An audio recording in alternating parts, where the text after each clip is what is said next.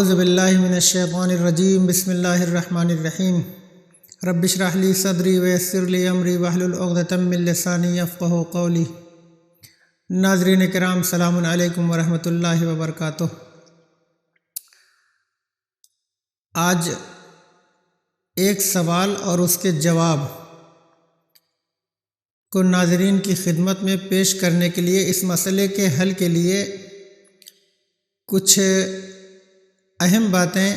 بیان کرنے کی کوشش کر رہا ہوں، تاکہ سب کو یہ پتہ چل جائے کہ شیعہ حضرات سے، ہم لوگوں سے یہ ایک سوال اکثر ہوتا ہے کہ آخر شیعہ حضرات، یہ شیعہ برادری، شیعہ قوم یہ ماتم کیوں کرتے ہیں؟ ماتم کے اوپر اکثر و بیشتر ہمارے دوسرے برادران یا دوسرے لوگ جو نہیں جانتے ہیں یہ سوال کرتے ہیں، یہ پوچھتے ہیں کہ ماتم کیوں کرتے ہیں، حالانکہ رسول اللہ نے صلی اللہ علیہ وآلہ وسلم نے منع کیا ہے ماتم کرنے سے، تو آخر کیوں ماتم کرتے ہیں؟ تو آئیے اسی سوال کے جواب میں کہ شیعہ حضرات ماتم کیوں کرتے ہیں اور یہ غم کیوں منایا جاتا ہے، ماتم کیوں کیا جاتا ہے، تو میں حوالے کے ساتھ باقاعدہ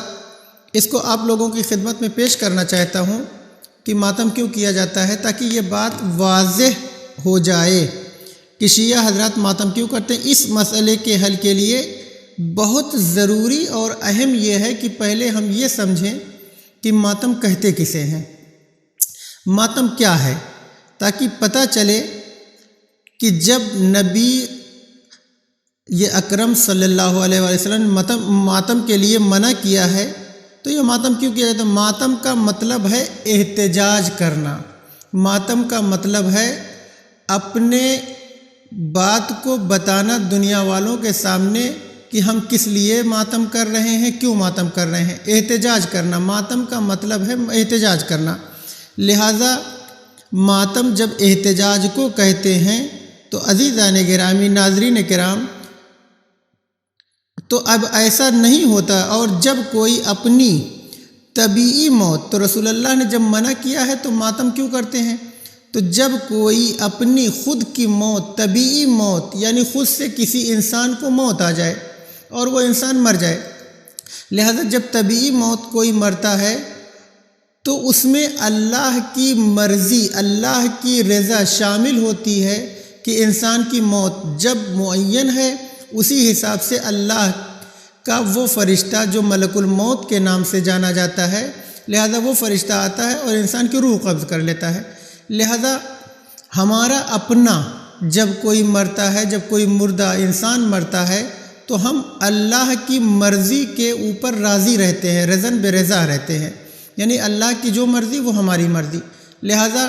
ہم اپنے مردے کا، اپنے مرنے والوں کا ماتم نہیں کرتے ہیں۔ لہذا ہم ماتم کیوں کرتے؟ تو طبیعی موت جب مرتا ہے تو اس کے ہم خدا کے مرضی کے شامل رہتے ہیں، لہذا لیکن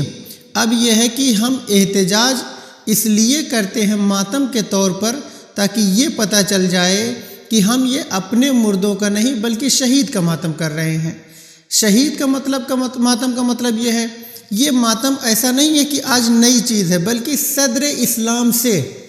ماتم کی تاریخ کیا ہے، ماتم کہاں سے ایجاد ہوا ہے۔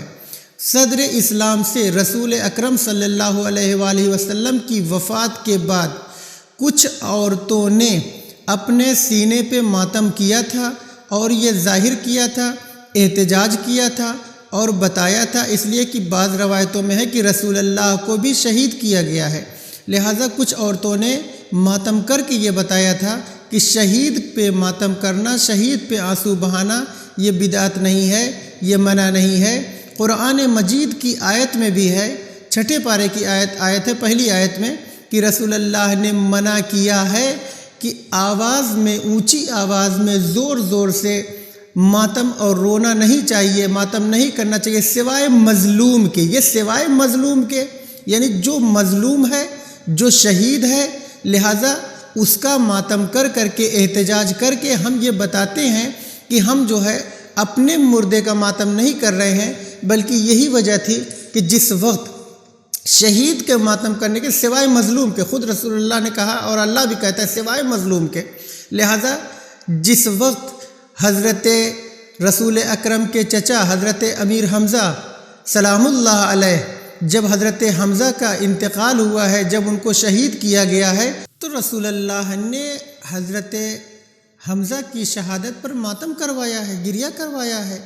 لہٰذا عورتوں نے ماتم کیا ہے، گریہ کیے ہیں۔ لہٰذا اب اس سے پتہ یہ چلتا ہے کہ اپنے مردوں کا ماتم کرنا، اپنے مردوں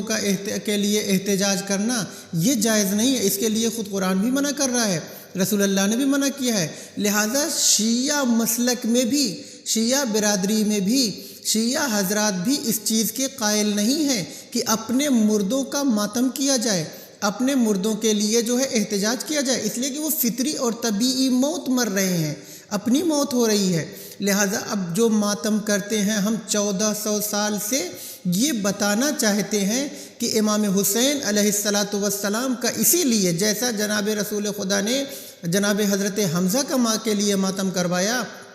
اور خود پیغمبر اکرم کی وفات کے بعد کچھ عورتوں نے بھی ماتم کیا ہے، لہٰذا اسی طریقے سے ہم امام حسین علیہ السلام کی شہادت کے لیے، امام حسین کے یعنی کہ جو کربلا میں جن لوگوں نے امام حسین کے اوپر، امام حسین کے ساتھ ظلم کیا ہے، ان ظالموں کو بے پردہ اور بے نقاب کرنے کے لیے، تاکہ دنیا یہ جان سکے کہ حسین ایک ایسی شخصیت ہے جو رسول اللہ کے نواسے ہیں، کہ جنہیں رسول اللہ اپنے کاندھے پہ بٹھایا کرتے تھے، جنہیں رسول اللہ اپنی آغوش میں بٹھایا کرتے تھے، جنہیں رسول اللہ اپنی پشت پہ سوار کرتے تھے۔ اور رسول اللہ نے اسی امام حسین کے لیے کہا کہ یہ میرا حسین ہے، اسے پہچانو۔ لہذا جس رسول نے حسین کی معرفت کے لیے اتنا زیادہ بتایا ہے، احادیثیں بیان کی ہیں، اسی حسین کے ساتھ کربلا میں یہ ظلم ہوا ہے۔ تو اب جو لوگ اعتراض کرتے ہیں کہ شیعہ حضرات ماتم کیوں کرتے ہیں، رسول اللہ نے منع کیا، قرآن نے منع کیا، تو ہم اپنے مردے کا ماتم نہیں کرتے، بلکہ ظالم کے خلاف احتجاج کرتے ہیں، مظلوم کا ماتم کرتے ہیں، مظلوم کربلا کا ماتم کرتے ہیں، نہ کہ اپنے مردوں کا ماتم کرتے ہیں، مظلوم کربلا کا ماتم کرتے ہیں۔ لہٰذا ان تمام سوال کرنے والے سے، تمام لوگوں سے جو پوچھ رہے ہیں، سوال کر رہے ہیں،